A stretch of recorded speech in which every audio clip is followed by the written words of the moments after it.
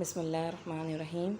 آج ہم مؤنث سماعی پڑھیں گے۔ جیسے ہم نے مؤنث حقیقی پڑھا تھا جس کے مقابلے میں نر اور مادہ ہوتے ہیں گے، میل فیمیل ہوتے ہیں گے۔ پھر مؤنث سے ہم نے علامتی یعنی کہ جس میں آخر میں گولتا آتی ہے گی، ان کو دیکھا تھا۔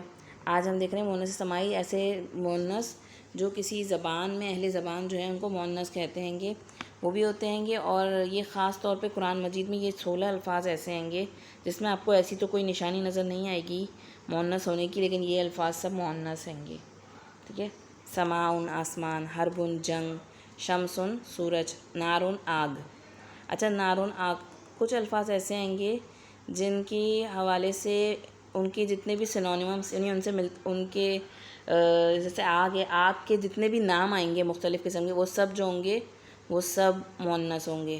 آگ کے ناموں میں جہنم، جہیم، سعیر، یعنی جہنم کے جتنے بھی نام آئیں گے وہ سب کیا ہوں گے؟ وہ سارے کے سارے مؤنث کنسیڈر ہوں گے۔ نفسن جان، عصا سبیل راستہ، ریحن ہوا۔ ریحن ہوا، ہوا کے بھی جتنے بھی نام قرآن مجید میں آئیں گے وہ سب بھی کیا ہوں گے؟ وہ سب مؤنث ہوں گے۔ یعنی ہوا میں قرآن مجید میں باد سموم اور سرسرن، تو یہ سب ہوا کے جو نام آئیں گے وہ سارے ہوا کے نام کے ساتھ مؤنث کا صیغہ استعمال ہو کہ مؤنث ہیں، کنسیڈر کیا جاتا ہے عربی میں۔ اسی طریقے سے اردن زمین، دارن گھر، بئرن کنواں، دلون ڈھول، خمرن شراب۔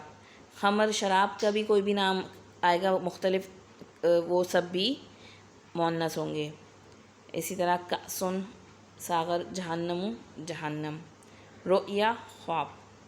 تو یہ کچھ نام ہیں جو کہ عربی میں مؤنث کہلاتے ہیں گے، اور ہم یہ 16 جو ہیں یہ یاد کر لیں اسماء کے نام، تو یہ ہیں جو قرآن مجید میں استعمال ہونے والے ہیں۔ اور ان 16 اسماء میں سے میں نے آپ کو نارن اور جہنم یہ آگ کا بتایا گا کہ ان کے جتنے بھی اور نام آئیں گے، یا ریحن ہواؤں کے جتنے بھی نام آئیں گے، یا خمرن شراب کے جتنے بھی دوسرے نام آئیں گے وہ سب بھی مؤنث ہی ہوں گے، اور ان کے ساتھ مؤنث کا صیغہ استعمال ہوگا۔